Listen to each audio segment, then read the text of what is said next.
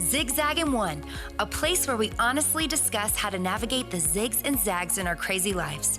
Expect heartwarming stories, some laughter, and maybe a few tears as we embrace life's challenges and choose joy over a momentary defeat. Today, we will hear from someone whose life has had some unexpected turns, but chose to keep moving forward. What did they learn? Some valuable life lessons. Zigs and zags are also a part of our host, Melanie Brown's journey. She too had to find the determination to never give up. What are we waiting for? Let's dive in.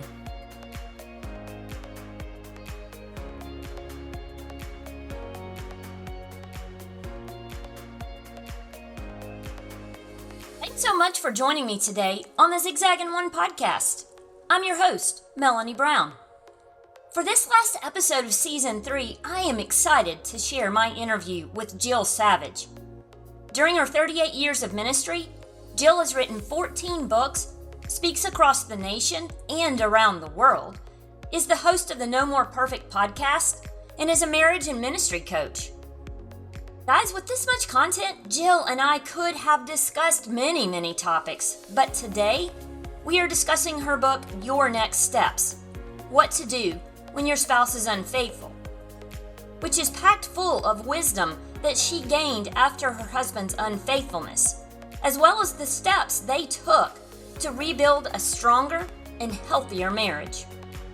She and Mark have been married for 38 years. They have 5 kids and 8 grandkids. This peanut butter loving former bassoon player lives in a 109-year-old farmhouse in Illinois. If your marriage is struggling because of your spouse's unfaithfulness, I am so thankful you are listening today, as Jill's words will definitely encourage you to fight for your marriage. And even if you believe you and your spouse could be given the Best Marriage Ever award, please listen to my interview with Jill, as she shares wisdom that will strengthen your marriage and draw you closer to God and your spouse. Please join me for my interview with Jill Savage.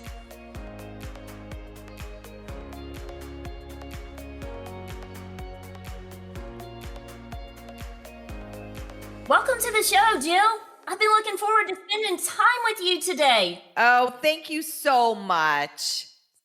I have so much I want to tell you, but first things first, I want to start with the fact that I learned about you and your ministry early into the pandemic when I watched the Revive and Thrive Women's Conference. I love that. And then I started following you on Facebook. I love that. What I have learned since then, because I've looked at your different posts on social media and I've gone to your website numerous times, your ministry is not only deep, as you've been doing this for 38 years, that's rock star, but it's wide. And by that, I mean that you share information and resources on marriage and raising young kids and raising teens, which we know those are 2 different beasts. Yes, exactly. You know, I led a ministry to moms for actually 24 years, and it was called Hearts at Home. And honestly, that's where the breadth really began in my ministry. You know, parenting, marriage, finances, just dealing with all of those different things that are a part of life. Absolutely. And some of the other things that you just mentioned is motherhood and having a strong financial habits, how to have a full life after your kids leave home. I'm looking forward to that one because it happened and then it didn't. And then rebuilding your marriage after your spouse is unfaithful. That's just a very quick snapshot of all the different types of areas that you cover in your information and your resources and your books. I mean, girl, you are rocking it. Well, here's the deal. I write, I speak out of my mistakes. So all that means is I've made a lot of them. Yeah, but the great thing is all of us make mistakes. And you are sharing the wisdom and the things that you've learned from those mistakes. And I appreciate that because I don't want to make mistakes. And if I can learn from you and not make a mistake, that's a win for me. And that's a win for me. Yes.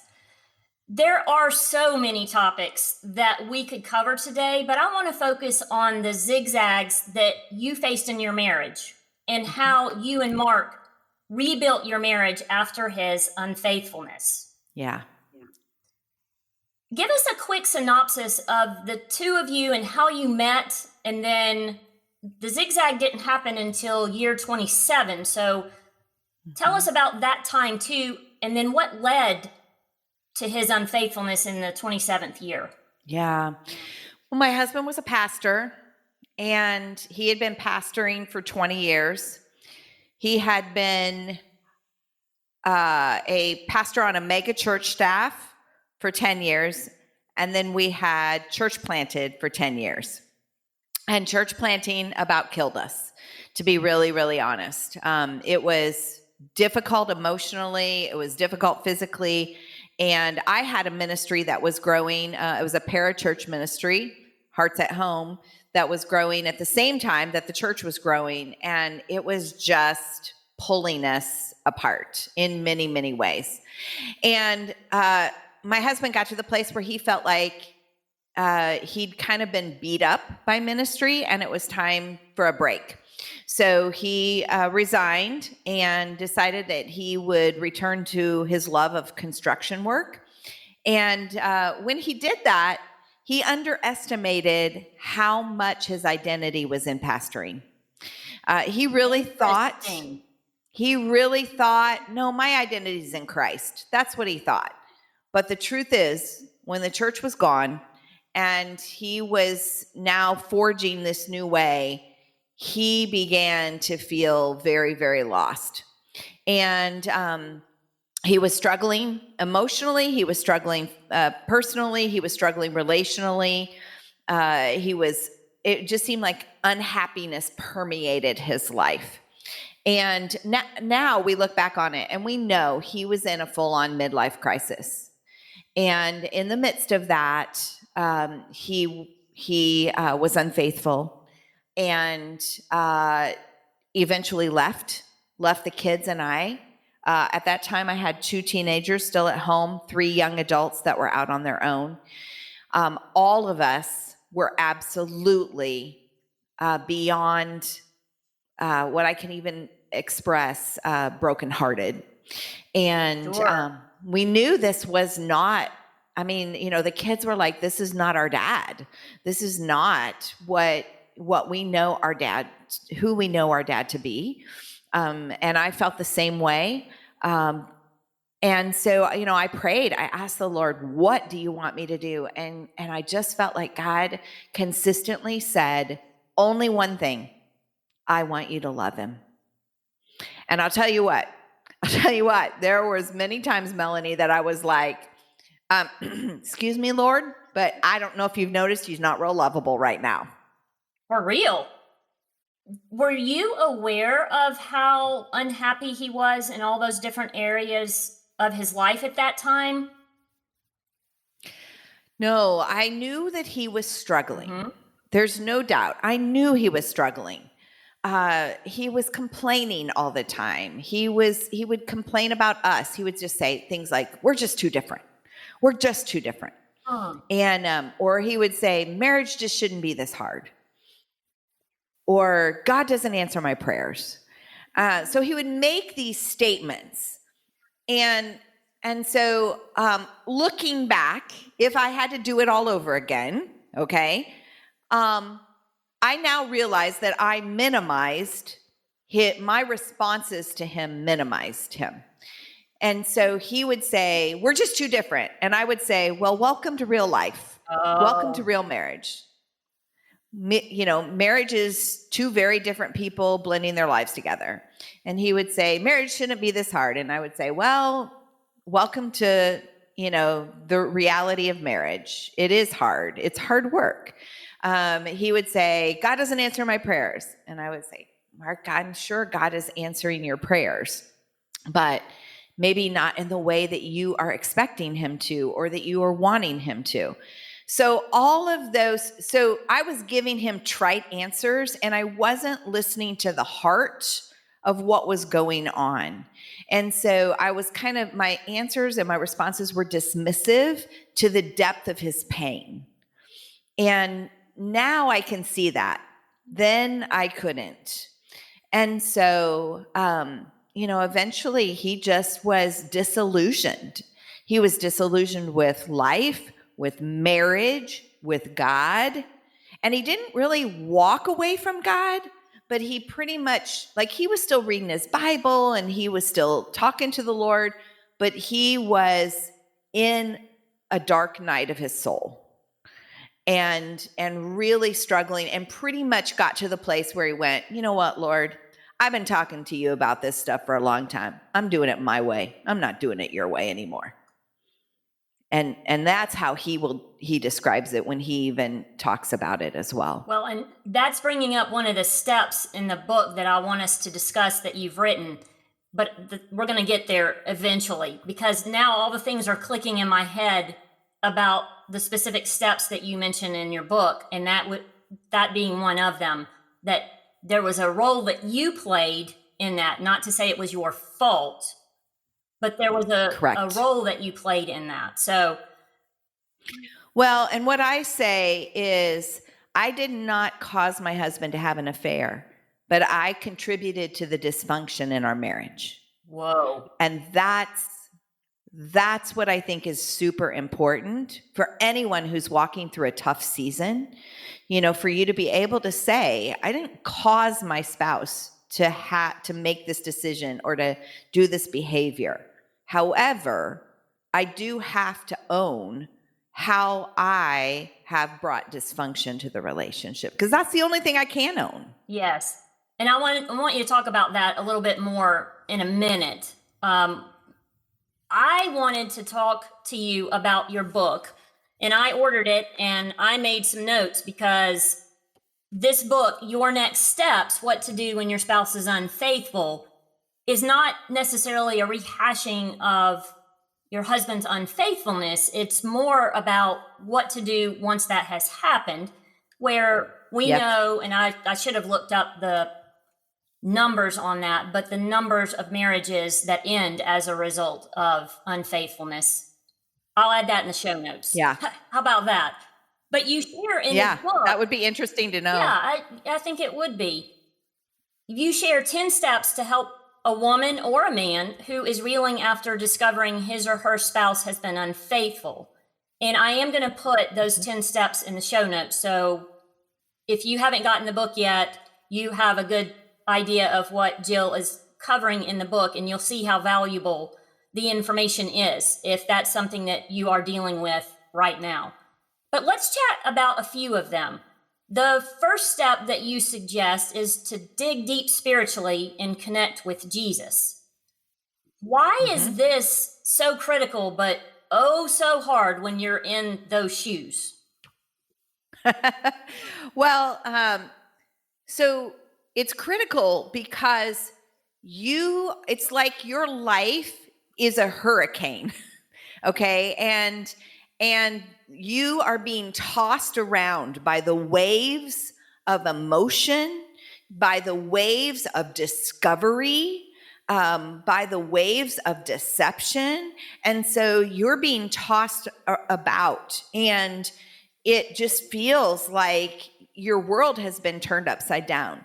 And the only thing that's going to hold you steady in some way, shape, or form is for you to drop an anchor in God's word. And so God's word is that anchor. It is what is going to hold you steady. Yes. And that's why that is so very important. In fact, one of the things I did while my husband was gone, when he left and moved into an apartment, I took my Bible to bed with me every night.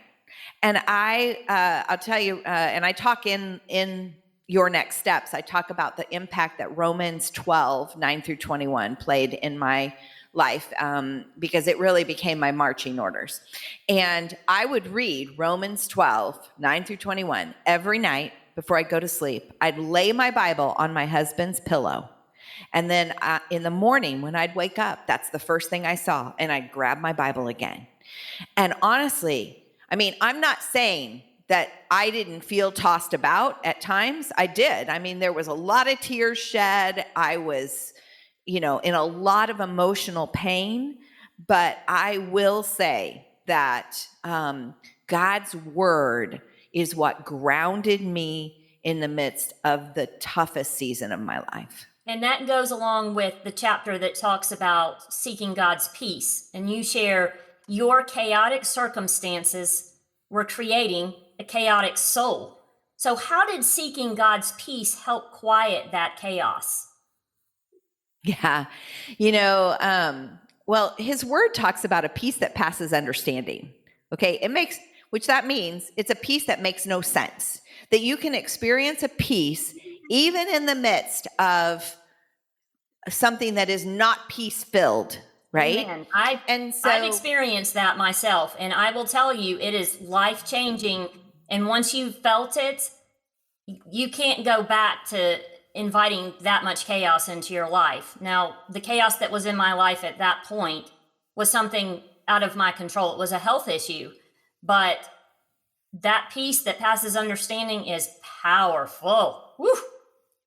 It is. And, you have to learn how to quiet your soul. You really do. And I had a counselor at the time, and the counselor really challenged me this was at right after Mark left. I was a wreck. And he said, I want you to go home, and I want you to just sit in a chair, and I want you to breathe God in and exhale the stress. And I want you to breathe God in and exhale the stress. Just focus on your breath and focus on his peace. And I'll tell you what, that was hard for me because I'm a get it done girl. I'm like, what is this gonna, I'm like, what is this? This is not gonna help me. And, but I trusted him. I thought, you know what? I have to give this a try. And I'll tell you what, the first day I did it, he had told me that he wanted me to sit, I can't remember exactly how long, maybe around 15 minutes. And I thought, you are kidding me. And the first day I made it like 5, okay? Like I was squirming. It was awful. But I was like, I'm going to do this. So the second day I made it a little further. And I believe it was on the third day, I actually fell asleep sitting in the chair.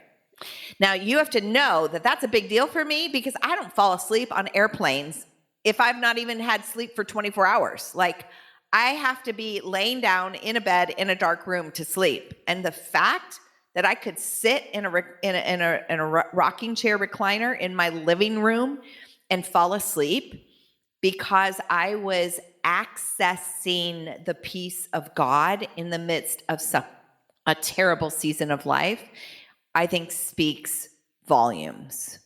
I would agree. That was huge. I would agree. And I have, over the course of my life, especially in the last probably 10 years, I crave that solitude and that silence with God.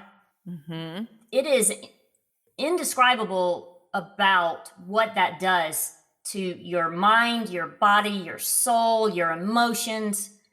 And so I love that chapter about finding God's peace because you were in the midst of major chaos. And I think the way that you were able to process everything that was going on and work through it was because of seeking Jesus and seeking his word and seeking his peace. Yes. The next thing you talked about was praying for your spouse's relationship with God as he or she is in the midst of spiritual warfare. And when you're hurt from betrayal, this must be especially hard. I want you to talk about, if you will, the warfare that you are throwing back at Satan when you do that. Well, when marriage gets hard, we often see the enemy as our spouse. Yes, ma'am. And when we do that, we suddenly are fighting the wrong enemy. Enemy is the enemy of our soul. It's the enemy, it's Satan the Bible says he comes to steal, kill, and destroy. And he's at work here.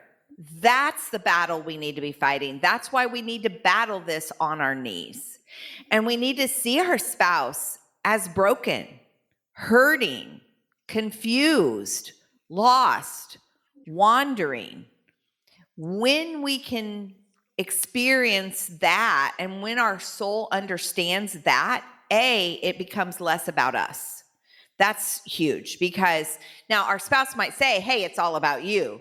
But the truth is, when we can see them through eyes of compassion, we begin to realize, yeah, I need to look at what I contribute here, but this isn't really 100% about me. So I think that's the first benefit of that. The second is, then we know what to pray for, and we can pray so much more effectively because we can see where they're being blinded, where they're confused, where they're lost, where they're struggling, and then we begin to pray to the heart of that. When I read that chapter, I thought that was amazing in thinking beyond the hurt. And then I stopped, like I said, about thinking through the idea of this being spiritual warfare that your spouse is going through, but praying for his relationship with God is the only way to help your spouse get through that too. And that just, it was powerful, and as they say, powerful and effective. That's a game changer almost, in a sense, to me, because you're so hurt, you don't think about praying for your spouse and his relationship or her relationship with God.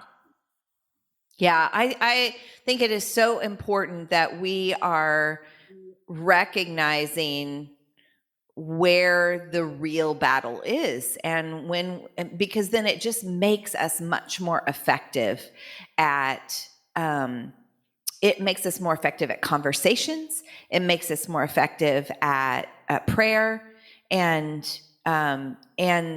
tackling really the root of the issue instead of the symptoms of the issue. And so when we get caught up in the symptoms, we're missing being able to tackle the root. And that leads into what you started to talk about earlier in our conversation. And that's the seventh step, is understanding that this behavior isn't about you. And you wrote, I saw him as confused, lost, struggling, disillusioned, trying to fill the God-shaped hole in his heart with everything but God. And then you went on to say, seeing him that way led you to understand that the pain he caused you was really an outpouring of the pain in his own heart. Yeah. That increased your compassion, causing you to pray intensely for him and helping you to see him the way God sees him. So how did understanding those truths change the way that you saw Mark and then felt about Mark? Yeah, and I think the felt part is huge because he was verbally saying I was the problem. Okay, again, I was bringing dysfunction to the relationship just like he was. We both were bringing dysfunction to the relationship. So I had to look at what I was bringing. But I also knew that in general, those accusations were a scapegoat for what was really going on inside of him. And so it did change how I felt about him, because what it did is it increased the compassion that I had for his lostness. And so when you can have compassion for someone, it's really hard for compassion and anger to sit in the same place. Okay. And don't hear me wrong. I mean, there were plenty moments of anger, right? I was really angry that he left me to be a single parent. I was really angry that he left me to manage a household and a yard that, was way too big for me to mow. I was angry about those things. There's no doubt. But when I looked at why we were in this situation, the compassion I had, because I was able to see it through, honestly, I felt like, and this was one of my biggest prayers, and this is a prayer that I encourage women to pray in that I say women, men or women who have a spouse that has left or has been unfaithful or is disconnected, is, Lord, help me see them with your eyes. Yes, I wrote that down. Yes. That was powerful. Help me see them with your eyes, because when we can see, because that's what helped me to be able to see him as broken, disillusioned, confused. And I knew that's how God saw him too. That God saw him through eyes of love and grace and forgiveness. And so I needed to see him with eyes of love and grace and forgiveness. And that didn't, you have to understand, forgiveness doesn't mean that I trusted him again. That's a different ballgame. But I was able to see him through God's eyes. And when I did, it just made me more effective in interacting with him, praying for him, and ultimately making the needed changes in my heart and in my habits and my relating patterns that I needed to, because I owned those. I had to have enough humility to dig in there and go, hey, what am I? And because honestly, at that point, I didn't know if my marriage would make it or not. I mean, let's be honest. I didn't know that. So I felt like my marching orders were to do what God told me to do, which was love him, and to address the things in my own life, to respond to God's conviction on my own heart. And if that helped, for our relationship to be restored, I was going to be grateful. But if those simply helped me to become more like Jesus, even if my marriage didn't make it, I was going to be grateful for that too. And that is part of, I believe it's step number 8, own what's yours. And I would love for you to talk about, and you don't have to go into significant detail, but any of the things that you did that for you and your changes that significantly impact your marriage. Yeah, absolutely. Well, I had to come to realize that I did have a very critical spirit. My own perfectionism, which makes me highly critical of myself, also makes me highly critical of others. And, 27 years of that, what wore down on my husband's heart. And when he would mention it or address it, which wasn't very often, I would minimize it away. Or I would tell him he didn't have thick enough skin, or he couldn't handle the truth, or whatever response I gave, which was not God-honoring and it was not sensitive. And so I had to own my critical, judgmental spirit.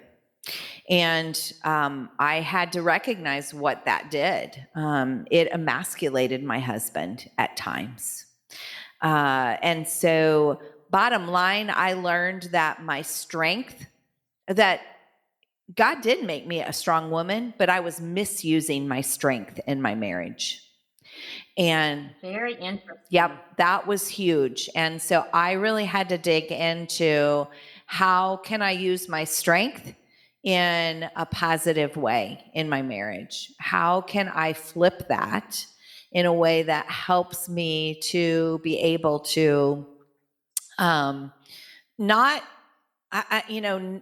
minimize who I am, but be responsible with that strength in a way that lifts up rather than tears down.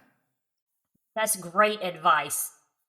I read on your website that it took about 2 years for you to reconcile and get back on track.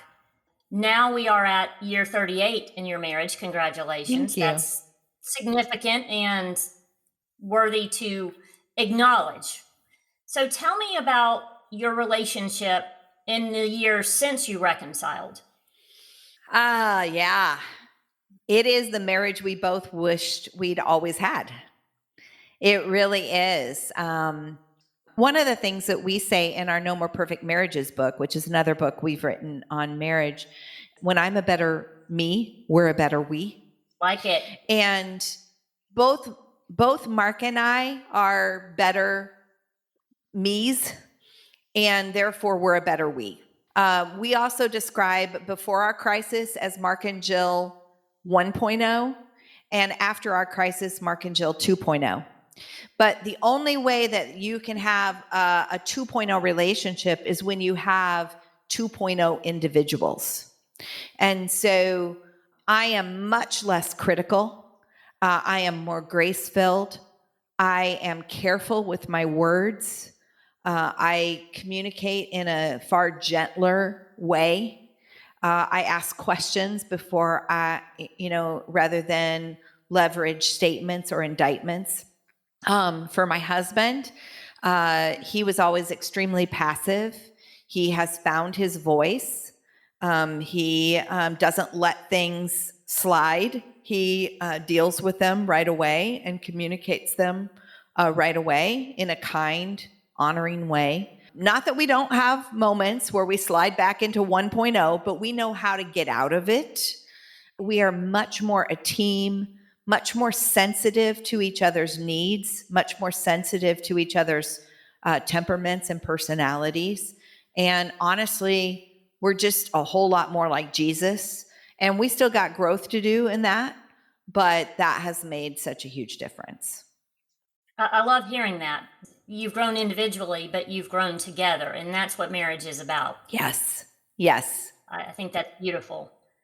If this message is resonating with a listener, briefly describe the resources that you have on your website, jillsavage.org, that she could access today. Now, we could spend probably another 30 minutes talking about all the resources, but the ones that apply specifically to marriage would be fantastic. Yeah, absolutely.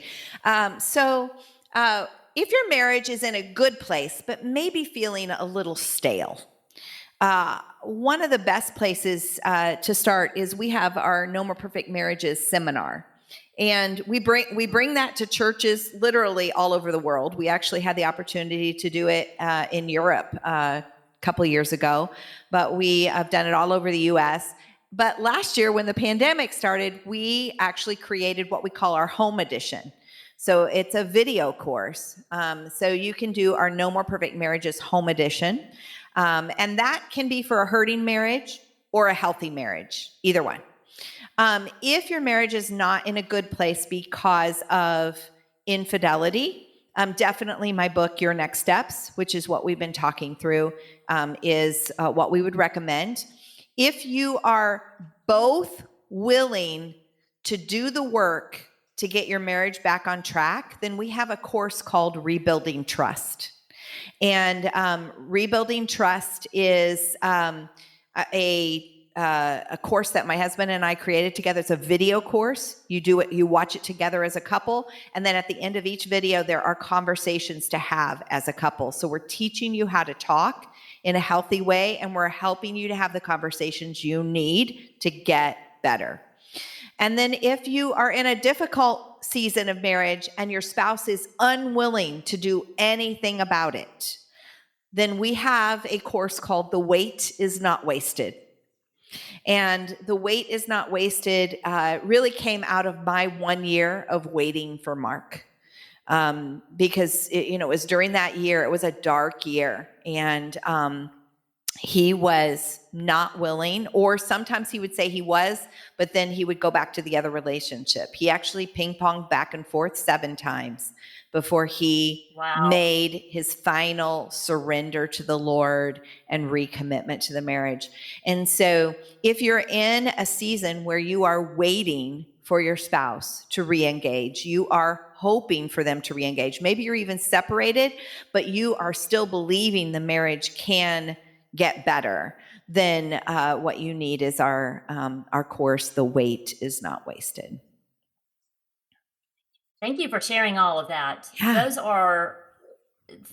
I'm just impressed with your willingness and Mark's willingness to be so vulnerable and raw in sharing all of this information, because I haven't dealt with this, thankfully, but I do know others that have, and they are desperate for information about how to get through it, how to reconcile, how to rebuild, all of the things that you're talking about. And so I thank you and Mark, for continuing to do this and continuing to be passionate about marriage and what God's plan is for marriage, and to have a healthy marriage. Yeah, well, it is. It's really become our life's work. And I guess I should have said also our No More Perfect Marriages book. I mean, that's good for healthy marriages or marriages that are struggling. But it really has. It's become our life's work. It's one way that God has redeemed the broken places in our life. And I like to say that God is not only a redeemer, he's a redreamer. And we've definitely seen that. I like that. Before we wrap up, if you would please share your one takeaway that you want the listeners to remember about what you've shared today. Well, I would say probably the biggest one is own what's yours. I think it's easy when marriage gets hard to point the finger. And the enemy, that's where the enemy will bait you. The enemy will whisper Absolutely. in your ears, just look at what he just did. Look at what she just did.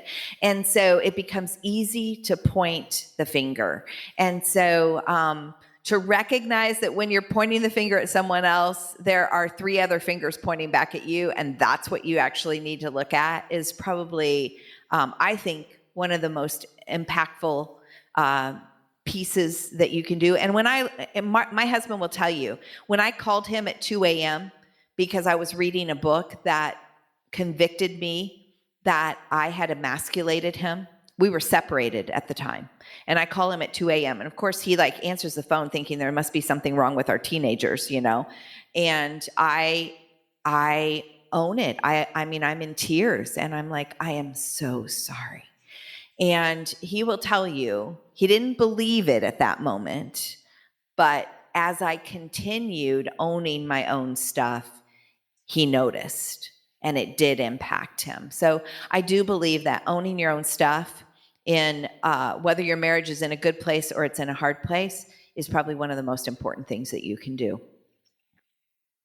I have to tell you, out of all of the steps, the 10 steps that you share in that book, that one got to me the most, because I think no matter what relationship you have, if there's problems in it and you think the other person is not doing X, Y, or Z to your liking, there is a responsibility that you have. It's not always them. Yes. And I think that was a great takeaway. Your book, the one that I've read, I highly recommend it. I am thankful to have it as a resource. If I come across a friend or a family member that's going through this, this will be the first book that I recommend to them. Oh, I'm so glad. That's a big compliment. I mean, it really is. Thank you. And I'm looking forward to reading the other one about having an empty nest once January comes around. Yep. I'm so excited about our son getting married, but I'm ready for that empty nest. Yeah, it's so fun. We love it. I really have. I've loved having him here. Yep. But it's time. Yep. Little birdie, go on. Fly away.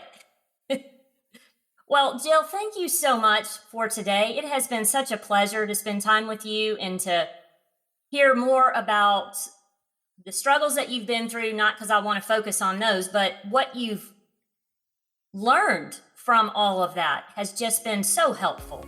So thank you. Thank you for having me. I appreciate it.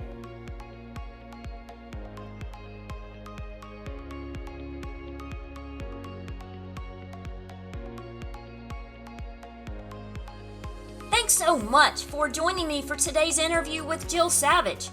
Wow, she shared so much valuable wisdom that could strengthen every marriage. Make sure you check out the show notes for the 10 steps that she covers in her book. You can learn more about all of Jill's ministries at jillsavage.org.